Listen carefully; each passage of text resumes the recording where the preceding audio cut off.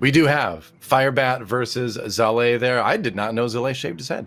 He's been reinventing himself in several ways. During the quarantine, Zalae's kind of been streaming and posting about a lot of some of the stuff that he's been thinking about. But one of them is just kind of him slowly transforming into Jason Statham. I was going to say, yeah. One thing that I appreciate about Zalae was that in the beginning of the season, he was, showing up in full Western business attire. He was dressed up in a suit and tie, and he would lean back and fold his arms with his massive bulging forearms, and give a disapproving nod or a shake of the head. Now he just looks like he's gonna be the person you don't want to spar against at the local boxing gym. Yeah. Oh, and there's a Firebat is about to get. I mean, he knows that Flick Skyshift can't come out now. This is the downside of Zalae's play of utilizing the coin. Yeah. But with so much board development already, Zalae probably doesn't feel nearly as bad about that. Although this double crystal power actually hurts a ton. That stinks. And Firebat, anything he keeps on the board would get buffed by the Gift of the Wild. And I think that Zalae has very well recognized that Flick Skyshift, yes, a fantastic card, could have blown out his opponent, but he didn't need to. And instead, he's now put Firebat in a uniquely awkward position where he's got a whole lot of nothing in his hand. Right. If that board hadn't been cleared, then you've got Soul of the Forest, then you're really well set up to have a big Savage Roar turn, right? But because you did lose all the Glowflies suddenly, you're kind of struggling back with a hand that doesn't really do a lot for you. Yeah, and I think if I'm Zalae, I'm thinking about how I can get really far ahead of my opponent here. The first thing that comes to my mind is how can I utilize Shadow Step? Sure. I think he's going to go ahead and evaluate what his 1-drops are going to do first. Generous Mummy, all right. It's not the worst thing, really. I mean, Druid's already got access to 9 mana, so are you giving them that much more opportunity with the hand size? Is one of the things he's thinking about? Firebat, if he had Overflow, 100% of the time would have played it last turn. Yeah. So there is less punishment opportunity there. Your opponent effectively passed that previous turn. More or less. Another Titanic Lackey. Okay, I like that. So Titanic Lackey can just come out here to get Zalae some favorable trades. Yep. Very true. We're going to make sure that the most damage possible goes to Face, which is the 4 from the Faceless Corruptor. And what's the draw for Firebat? What gets him out of this? Another Glowfly Swarm. All right. But it's not going to be a very big one. That's the thing. Yeah, it's like a very fair Glowfly Swarm. Yeah. If he plays Soul of the Forest here, that's great, but it's not. It's too balanced. Yeah, that's what it is. It's not quite the Swarm. It's more like the Glowfly Trio, which sounds like a 1950s throwback a cappella group, but in this case, it's just kind of a sad board for Firebat. Zalae does have this Flick. I was gonna say you could still flick it and clear what's left. Flick, Titanic Lackey. I mean, you clear off everything. Yeah. And then your opponent's effectively out of resources. Yeah, looking at Firebat's hand size right now, he's gonna go for the Kronk. So I guess it is another 6/6. You do grab the Galakron for future use, and he's just pushing in for the win here. Yeah. Everything kind of requires him to give up his board, and what did we talk about before? Which is Rogue really loves to be ahead on board. Yeah. And this Gift of the Wild, again, it's just a little bit too fair. Firebat, if he had even one more Glowfly Swarm, would have just made a huge difference. What to do? Right?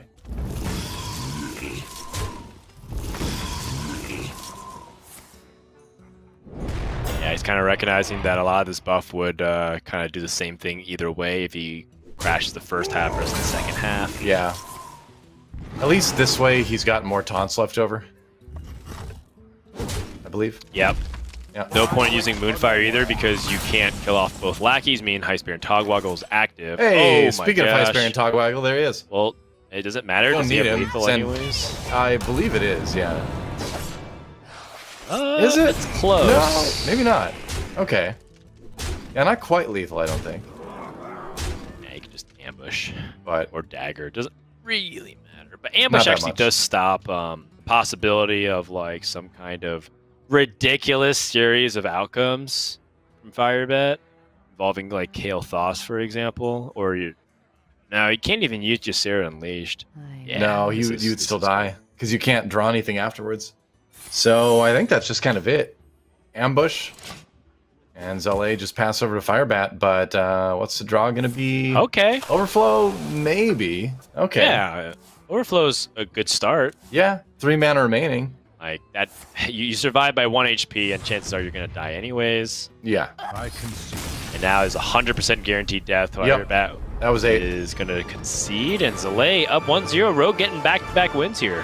Well, I do feel like in the mirror in particular, Mana Burn is going to be one of the more valuable cards, but only if it's drawn early, right? If you don't see the Mana Burn until like turn 5, 6, then, you know, the game's probably almost over anyway, but it's just not going to do you much good.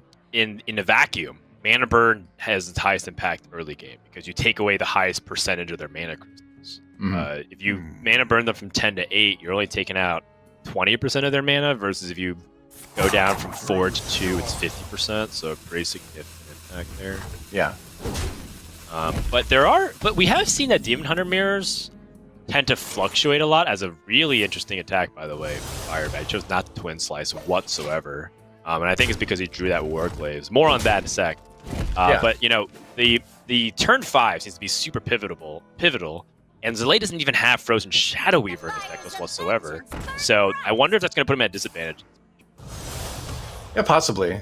Frozen Shadow Weaver is just such a nice thing when it comes to denying things like the Warglaive plays. That can oftentimes kind of swing it, you know? Zalae finds the Eye Beam. Still has a Blazing Battle Mage on the other side to deal with, and is kind of lacking some of those early drops now. Ooh, do you...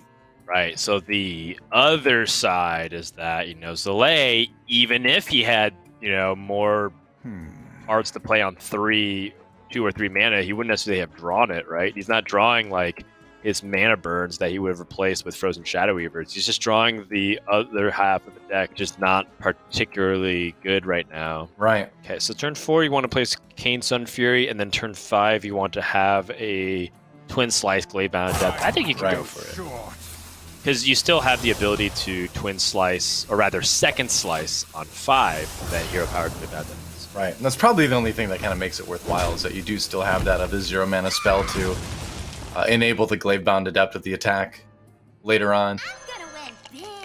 Chaos Strike is just going to be a Volpera Scoundrel for Firebat. Ooh. Alright, some interesting choices there. Would you rate the Skull first of... one that looks the best is Skull. Yeah, I was going to say. Would you ever consider keeping the Chaos Nova as sort of like a last-ditch sort of bailout thing? I grow impatient. If they firmly took control of the board, obviously Skull is the pick, but I suppose there might be scenarios, but it's hard to justify not grabbing the Skull, I guess. It's a reasonable question, given that it answers most of your opponent's board, but I think that it's like expecting you to lose the board, and I don't think Firebat's going to lose the board at all. I think that he's going to, on the contrary, win the board very convincingly soon. Well, that's the thing. It kind of comes down to a state of the game decision, right? Where if Zalae was way ahead, maybe that's what you go for, but... Or Firebat has the lead for sure. He's going to be able to just kind of keep pushing that. Firebat also is going to take some pretty big heat. So, Zalae, if he goes for Second Slice Gladebound Adept aggressively, oh my. Oh wow, draws a Warglaives too. If you go for a... So, let's just assume Firebat has a Gladebound Adept. How does that look? It's going to be Zalae, Second Slices, Gladebound Adept to face, and then Firebat can just do the same exact thing, but he sticks a 6/4. Right.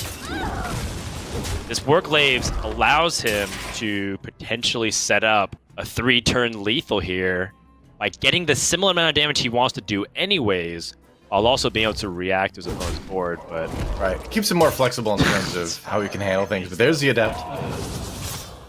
So begun the Adept wars have. This is gonna be kind of close. Kill the Gladebound Adept, then throw your own Gladebound Adept into face and get that on the board.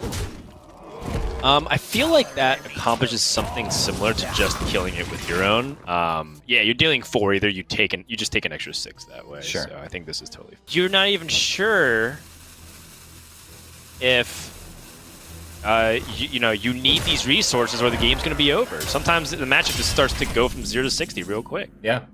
He'll set himself up for a possible lethal next turn, but does Zalae have lethal this turn? Yes, he He does. apparently does. So, Oh, yes. Yep, 9, 10 on board. Easy finish. Glaive Bound Data.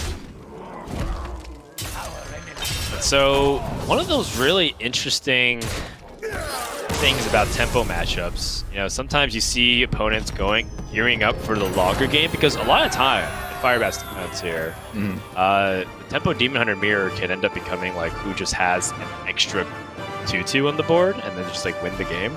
And Skull of Gul'dan like helps you generate those resources. Right. Maybe the quest first, of course. As we get things started with Zalae's quest towards drawing a ton of cards. Questing Explorer in the hand as well, which is kind of nice. For just a life tap. You probably want a life tap anyway, just to give yourself a bigger hand to do more things with. And Firebat once more with no fungal fortunes, but does find one of the key cards in Kael Thoth. So the caveat to what I said is, Warlock has the tools to potentially sweep up Druid. The issue is that a lot of times Druid can make it uncomfortable if they like put things slightly out of range. For example, Gift of the Wild on a Glowfly Swarm won't get swept up by Kra's Netherwing. Zalae kind of doing the math here, where he's like, all right. This is a unfortunate scenario for Firebat because Glowfly Swarm on turn 4 is usually a great play, especially if your opponent just used their coin. They can't play Kra's Netherwing, except that he's holding 2 minions in the hand. So his Glowfly Swarm would be 4 2/2s with a 2/3 on the field. Right. Wouldn't really be that swarm we were talking about earlier. Right. And Zalae gets the plot twist turn. We'll see what he draws. Another Brood Mother. Keeping himself at 30 health. How we go for it. He's doing it. Yeah. It's sort of like a soft feel of the hand. Chances are Zalae has a Kra's Netherwing. Definitely does. Right on curve. Right. Get the easy clear. But then Firebat has his own like Kael Thoth turn, so he's got Innervate Kael Thoth Moonfire into the Overflow. Yeah. Oh my goodness. Oh jeez. Wow. He doesn't All even right. have to do that. He actually can exotic Mount Seller here instead if you wanted to. But I like the Kael Looks Thoth. like it's going to be the Kel'Thas, yeah. It's very nice. It's very nice. I would say if his hand is a little bit more full, he'd probably commit to the Mount Seller. Yeah, it makes sense. You don't want to overdraw or anything like that. Finds another Glowfly Swarm, another Innervate as well. Ooh. What? Are you kidding me? Wow, He you finds can the just get other it? Innervate. Yeah. Cards like Ironbark and Bogbeam are too expensive to play because you don't get that 7 mana bonus. So Firebat, he could go for a second Glowfly Swarm here. Second use of Kel'Thas in one turn. You don't see that very often, but it's pretty impactful when it does happen. That's going to fill the board. Zalae does have another Kra's Netherwing follow-up, though, so... Yeah, that's the rough part, is you don't expect, or you hope at least, that your opponent doesn't have both of them in the hand. Right. And it can be a full clear if he runs the other Netherwing that's on the board into Sunstrider there. Well, he doesn't even have to do that. He can actually just use the Morg Artificer in the Rain of Fire if he so desires. That's but- true. I guess this gives you a little bit better board. Yeah. I mean, Zalae's got this check, too, in the form of the Keladon. Yeah, that's true. Oh, my oh, goodness. there he is. King Mukla. Yep. That's the beast that you want to see. Oh, all right. Right. Well, No 1-drops, or rather 1 health minions in this deck. Dark Skies would not clear this, even with the Morg Artificer, right? Maybe with that it would. Okay, so I mean, you could definitely clear if you run the Dragon in. Right, you have 9 cards, so it deals 18 with 4, 3, so it's 8, 16. Yeah, actually could clear. Yeah, It actually would clear. it's a lot. I think there'd be some issues because it had to hit the Mukla twice because it's at 3, not 2. Right. But if my calculations are correct, it is a clear with Moarg plus Dark Skies. Bit awkward. He's going for the Rain of Fire first. All right. Oh, okay. If only so that had this- been one later. Well, now he gets to just play Dark Skies instead. This is actually better, so I like this from Zalae because he gets to complete the quest. It's unlikely that you're going to get the Sometimes, free yes. Malagos. Yeah, like obviously 3 Malagos is ideal, but a lot of times if you just get like free anything, you just win on tempo. Like that's the thing about this hero power is that I think a lot of people get enamored by the concept of comboing opponent. But if you get like a free, like let's say you tap and get a free Abyssal Summoner, you could just play like free Abyssal Summoner plus another 6-drop, and then you just like win the game because there's too much to come back. True. Like here, Zalae is totally fine if you wanted to like say a Wrathy, Arnasi Broodmother, tap and play whatever you get. The only problem is that there's a lot of things you could whiff on if he just like finds a card that he doesn't want to play. Yeah. Free Dark Skies. All right. Yeah, and I think maybe Zalae looks at his hand and says, I already have most of like the important cards, so whatever I burn isn't going to be super crucial unless Dragon Queen Alexstrasza gets burned, which would suck. That is a concern. Concern. I wouldn't say it's like the end-all be-all. That does. That was exactly the play I was talking about the previous turn, though. That hurts a little bit. You know, it's not the end of the world, but it is a bit rough. Still reduces Firebat to 12 health. Firebat's scrambling now, finds Ysera Unleashed, but is that going to be enough to bail him out? Gonna draw some pretty good dragons here.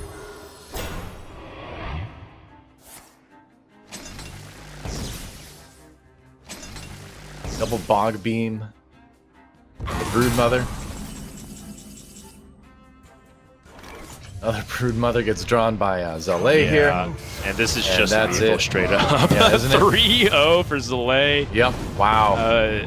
You know, we talk about how Warlock can just kind of do some pretty amazing things with the hero power.